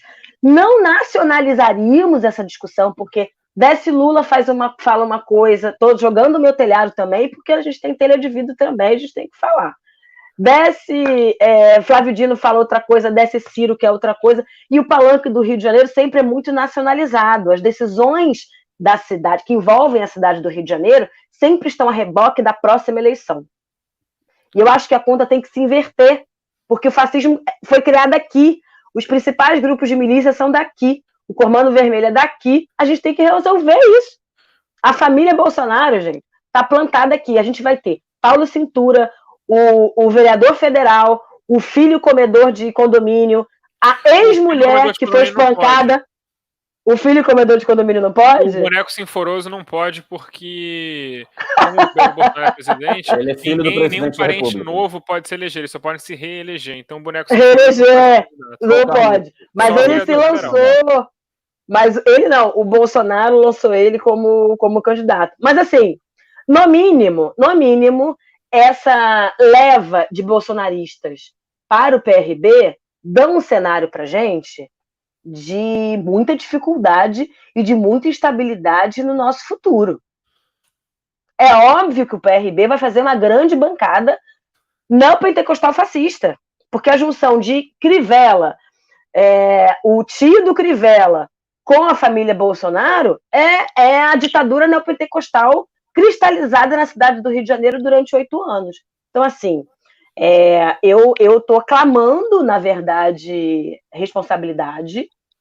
Eu acho que a gente não deve nacionalizar esse debate. Eu acho que a gente não deve fazer conta de proporcional. Isso não deve estar como central na nossa discussão. Porque até para sentar com o Eduardo Paes, se tudo é errado, se a gente tiver que sentar com o Eduardo Paes para negociar qual é o tamanho da esquerda nesse projeto do Eduardo Paes, porque assim, a gente vai entregar a cidade para ele, vota, faz campanha, entrega o governo, ele faz o que quer, ele vai fazer um mega evento de novo, vai remover gente de novo. Como é que é isso? A esquerda vai fazer adesivo no peito e vai esquecer que o cara removeu gente? Que o cara matou gente também? Como é que vai ficar essa conta? Como é que é essa conta de Marcelo e como é que é essa conta do PSOL? Como é que é essa conta do PT? Vamos fazer campanha para o Paes e não vamos exigir uma agenda conjunta de dignidade de vida? Não vai pautar a revisão dos consórcios do VLT e do BRT? Como é que vai ficar isso? Eu não vou fazer campanha para esse macho desse jeito, nesses termos. Vou fazer um artigo, declarar voto e vou ficar em casa? Vai ter que sentar comigo e discutir moradia da cidade. Senão não tem meu voto. Nesse lugar que eu quero chamar aqui, conclamar a esquerda para fazer um debate mais qualificado, programático sobre a realidade do Rio de Janeiro. Porque senão a gente cria uma terma socialista. Tainá, tô bélica. Você está afiliado ao PT? Tô, filiadíssima. Sim. É pré-candidata? Tô petralha. Você é pré-candidata, vereadora? Meu querido, ainda não. A gente precisa amadurecer muito essa candidatura. Não, então, essa pré-candidatura. Não sou pré-candidata. Acho que o período de pré-campanha já começou, algumas figuras já se colocaram. Eu tenho muita vontade de ser vereadora na cidade do Rio de Janeiro, não tô me furtando, não vou fazer o Ciro Gomes, não. Vou deixar vocês aqui em campanha e vou para Paris, não vou fazer isso. Mas eu entendo hoje que um corpo preto político de uma mulher negra precisa ter um projeto muito sólido e muito linkado com a responsabilidade que a gente tem daqui para frente. Não podemos perder mais ninguém, né, gente? Se mataram uma dama, uma primeira dama como Marielle Franco, o que vão fazer com uma favelada porradeira que nem eu? Tô ferrada. Não duro nem um mês naquela Câmara de Milicianos. Lana, você queria complementar? Não, só muito acordo com o que a Tainá colocou, porque eu acho que é isso. Eu acho que os partidos, eles cometem muitos erros mesmo, o pessoal, como eu falei lá atrás, ele é composto por diferentes setores que às vezes a diferença, como eu falei, às vezes a diferença é gritante. Para a gente, para o nosso campo, conseguir colocar a candidatura do Boulos como candidato foi muito difícil. As prévias foram muito quentes, foram muito acaloradas mesmo. Foi uma candidatura do Boulos que a gente defendia enquanto insurgência. A Marielle defendeu muito a candidatura do Boulos. As outras opções não é que não eram boas, mas não dialogavam com a visão de mundo que a gente acredita, que precisa ter um movimento social ligado ao partido, precisa ter movimentos sociais urbanos ou rurais do campo também, se fosse o caso do MST, mas no caso era o MTST, precisa ter movimentos sociais como a APIB, a Sônia Guajajara, né, a APIB, a Articulação dos Povos Indígenas. A gente entendeu que era importante ter alguém no PSOL, candidato, que fortalecesse, que trouxesse esse diálogo com os movimentos sociais. A gente fala, foi a melhor candidatura que a gente teve na pior conjuntura possível. Assim. Eu acho que o Boulos ele foi muito isso em 2018 no PSOL. É um nome incrível, com uma bagagem gigantesca, propostas muito boas, uma visão de mundo da qual eu dialogo na maior parte, tenho muito acordo, mas que naquela conjuntura não tinha como, não tinha como, assim. E muita gente, inclusive, você falou do Ciro, mas muita gente, inclusive, também, muita gente do pessoal também, no primeiro turno, já votou no Haddad também, porque as pessoas estavam com tanto medo do Bolsonaro que quem votou no Ciro, eu não sei, quem votou no Ciro, eu não sei, não converso muito com essas pessoas, mas quem votou no Haddad... Maravilhosa! Quem votou no Haddad, eu consigo entender o pensamento lógico naquele momento de, caramba, é sobrevivência, sabe? Assim, era o pânico do fascista que homenageava torturador ser eleito em primeiro turno. Aqui matematicamente não faz sentido, inclusive, porque quem votou no Cabo Daciolo também ajudou o Bolsonaro não se eleger em primeiro turno. Qualquer voto não fosse o Bolsonaro ajudava ele não chegar no 50%. Exatamente. Mas tem a coisa psicológica, né, do segundo colocado ter um... Isso. Cabo Daciolo que ganhou da Marina Silva. Não é igual na... Cabo Daciolo. O que será que o Cabo Daciolo vai fazer com 3% de votos? Se você tiver uma diferença muito grande do segundo colocado, você é eleito em primeiro turno, mesmo com menos de 50%. Enfim, mas é melhor não dar ideia para esse povo, não. Pois é. Não dá ideia, não. E por onde será que ele anda, né, o Daciolo? Pois 3% de votos nacionalmente. Candidato se filiou ao PL, que é o antigo PR, que virou PL de novo, Valdemar Costa Neto. Sim.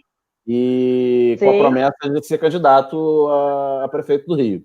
Não sei se prefeito. Vai sair. Prefeito. Essa turma de Valdemar Costa Neto... Se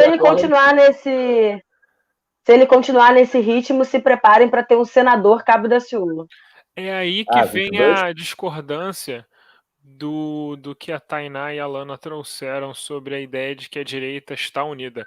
A direita nunca esteve tão fracionada. O vice do Flavinho do Desmaio está afiliado ao PSDB e vem candidato. Suplente, primeiro suplente.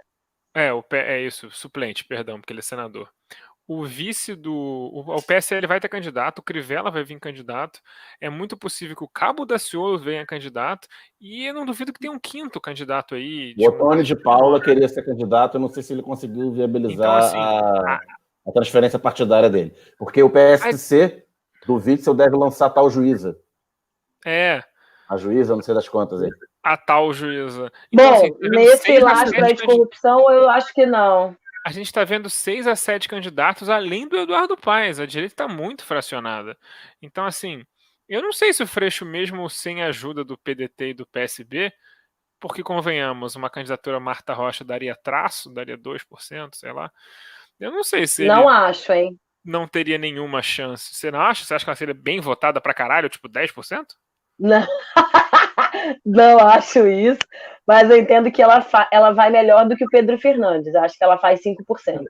Também acho. Mas você acha que atrapalharia tanto assim numa candidatura, num cenário com, sei lá, 9 candidatos no total e só 2 de esquerda?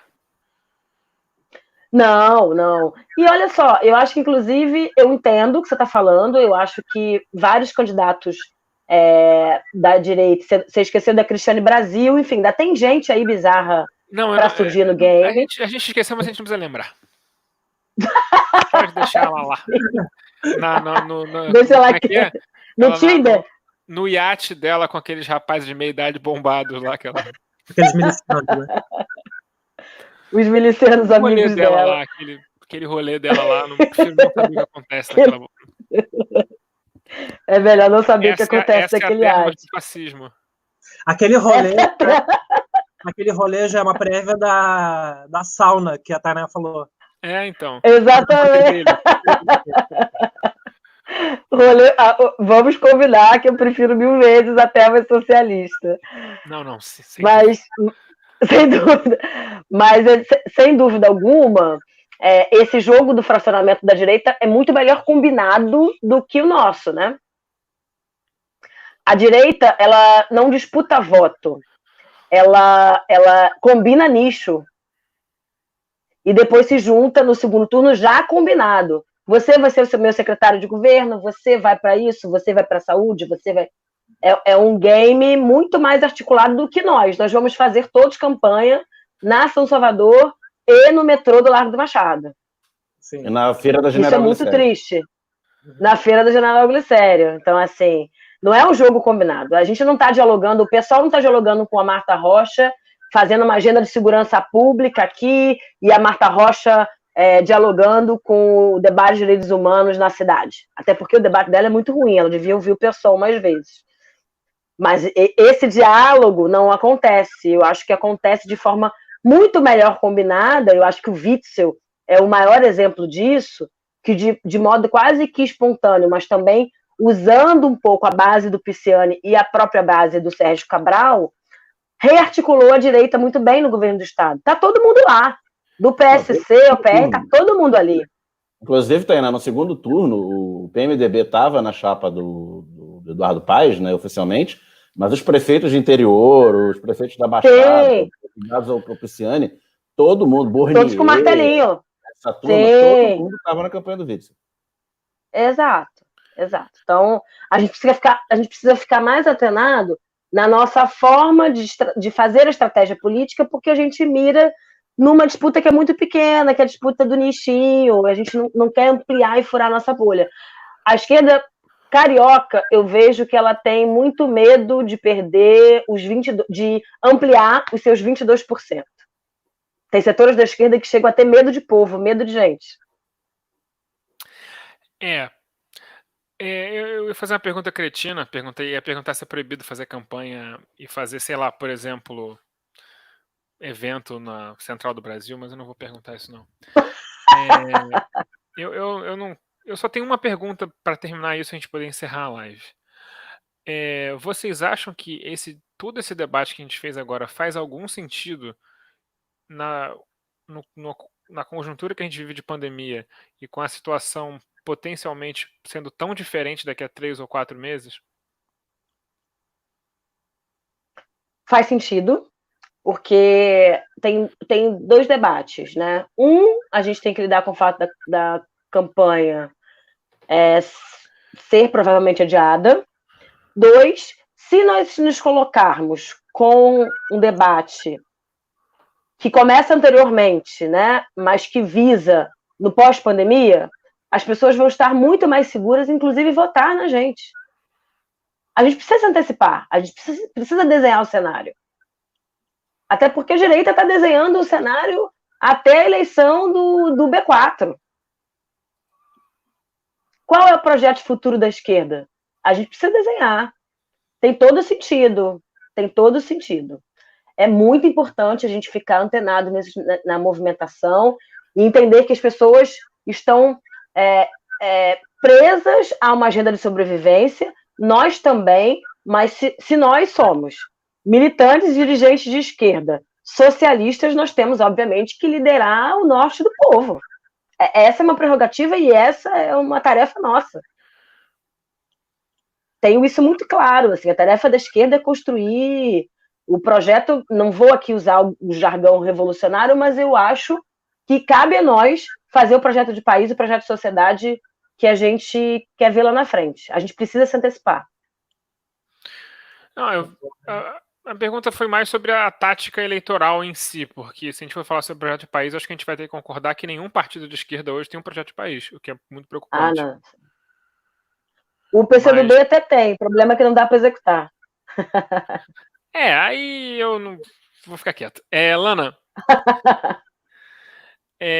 como você vê isso? Você acha que a pandemia ainda vai mexer muito esse tabuleiro?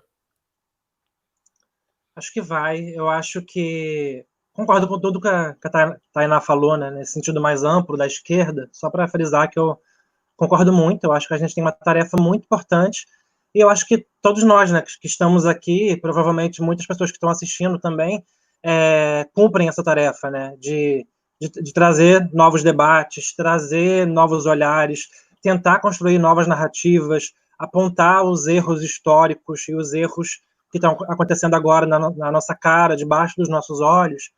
Então, eu acho que a gente cumpre uma tarefa militante, colocar assim. Eu acho que a gente cumpre uma tarefa militante que é muito difícil, é muito dolorida, principalmente nessa conjuntura. É uma tarefa que não é fácil, não dá para romantizar o que é ser, sabe, assim, a Tainá, uma referência, uma mulher negra de esquerda na cidade do Rio de Janeiro, a Lana, uma travesti comunista. Não dá para a gente romantizar, como muitas vezes se acaba fazendo, mas é uma tarefa que a gente tem que acho que é muito cara, que infelizmente eu acho que a gente não pode pensar em abrir mão, assim, porque é um lugar muito precário. A esquerda, o lugar da esquerda no debate público, no debate aprofundado sobre visão de mundo, sobre horizonte, para além de eleições, a gente quase não ocupa um lugar, né? Tirando eleições, a esquerda quase não é ouvida. A gente quase não tem voz, então a gente não pode abrir mão do pouco lugarzinho que a gente vai conseguindo nesse caminho, através da comunicação, da política, tudo isso. E aí, a pandemia, ela vai, com certeza, mudar algumas coisas ainda, porque tá tudo mudando muito rápido, né? Eu acho que nesses últimos 2 meses as coisas, a gente agora, amanhã, o PSOL, junto com o PT e 400 movimentos sociais, vai protocolar um pedido de impeachment do Bolsonaro. Impeachment. Amanhã, 11 da manhã, na Câmara dos Deputados. Então, assim, isso era inimaginável há 2 meses atrás. Por mais que o Bolsonaro já fosse totalmente bizarro, grotesco, e tudo que ele é, né? Por mais que ele já fosse tudo isso, há 2 meses atrás, era inimaginável um pedido de impeachment do Bolsonaro ser protocolado por tantos movimentos, por 2 partidos, 2 grandes partidos da esquerda, fora os outros 30 pedidos de impeachment que já foram protocolados, né? Por outros partidos, outros movimentos e tal. Então, as coisas elas estão mudando muito rápido. Eu acho que há uma semana atrás, a imensa maioria das pessoas não esperava que o Freixo fosse desistir da candidatura dele, né? Só mais um exemplo. Então, daqui a um mês, pode ser que a gente tenha Freixo candidato de novo, ou pode ser que a gente tenha outro nome que a gente nem citou aqui, que a gente nem imagina. Tá tudo muito efêmero, assim. As coisas estão mudando muito rápidas, porque tem muitas pessoas morrendo, o governo está... Não vou dizer que o governo está sendo ineficiente, não. O governo está sendo super eficiente na sua política de extermínio. Então, agora as operações policiais estão voltando com toda a força, depois de um pequeno tempinho paradas ou um pouco mais calmas. Agora estão voltando com tudo, novamente, matando os corpos negros nas favelas. Então, as coisas elas estão mudando muito rápido, e tudo isso, querendo ou não, interfere na campanha. Seja a campanha em outubro, seja em dezembro ou janeiro, tudo isso interfere como a campanha vai se dar, como esses agentes políticos vão se movendo, e aí muito bom a Tainá, o que ela falou da possível pré-candidatura dela, porque como essas pessoas estão se movendo agora, interfere totalmente nessa campanha que vai ter não sei quando. Então, tudo pode mudar ainda, mas é isso. O fato de tudo poder mudar ainda não quer dizer que a gente não precisa agora estar pensando em todas as possibilidades, em todos os cenários, porque não dá para a gente, e agora o que a gente faz? A gente pensou só nesse nome, agora não tem mais esse nome, agora a gente não tem mais candidato. Eu acho que esse é um erro, inclusive, do PSOL agora, né? O PSOL agora não sabe um outro nome do PSOL para ser candidata. Agora, por mais que a gente tenha quadros ótimos, agora não tem um outro nome.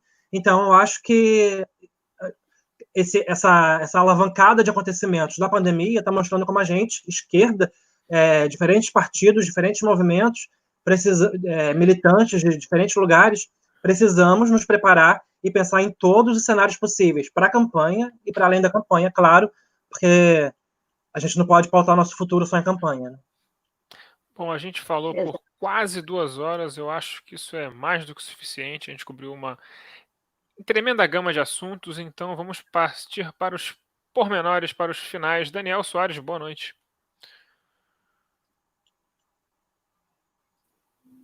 Boa noite, obrigado aí a Lana e a Tainá, todo mundo enrolado na quarentena e depois bater esse papo aqui até altas horas desta quarta-feira, na hora do futebol, você, já que não tem futebol, a gente vai de lado B Muito bom. no YouTube. Sem concorrência. E obrigado a quem assistiu aí, até a próxima. Lana, boa noite. Boa noite, quero agradecer muito o convite, agradecer vocês dois, ao Fagner, ao Caio também, que não estão aqui, todo mundo. Tainá, muito bom te ouvir, muito bom dialogar com você. Lindo. A Marielle, que eu conheci, só rapidinho, eu conheci a Tainá no seminário do mandato da Marielle, quando a Marielle juntou a equipe, teve o seminário de apresentação da equipe, foi quando eu conheci a Tainá, que estava lá como conselheira, como amiga da Marielle e tal. Então foi lá que eu conheci a Tainá e nesse dia mediei uma mesa de debate da Tainá com a Luciana Boatê e desde então a gente vai se cruzando pelo caminho. Muito obrigado a todos, todas, todo mundo que assistiu e como o Tarcísio fala, né, a gente não pode esquecer, só a luta muda a vida. Tainá, boa noite. Boa noite, queridos. Fazia aqui um agradecimento especial à Lana por essa lembrança linda, de fato. Que momento potente, que a gente tenha mais vitórias e mais momentos especiais no nosso fazer político aqui no Rio de Janeiro, viu? Muito obrigada, gratidão profunda por você fazer parte da minha vida e história política. Obrigada, queridos, a todos e todas, essa bancada incrível, painelistas inteligentíssimos aqui do lado B do Rio. É muito importante a gente ficar bem, falar que não é para tomar cloroquina. O protocolo do Ministério da Saúde mente. Bolsonaro é um mentiroso assassino. E um fraudador, bem... porque ele tentou mudar a bula do remédio. Ele perguntou para a como é que mudava a bula do remédio. Esse maluco tem que sair algemado, mas nós vamos sair dessa live agora. Boa noite para todos. E você que está vendo no YouTube num outro momento, tente aparecer na live na próxima vez. Tchau, tchau. Tchau, até, queridos. Obrigada. Um beijo, até.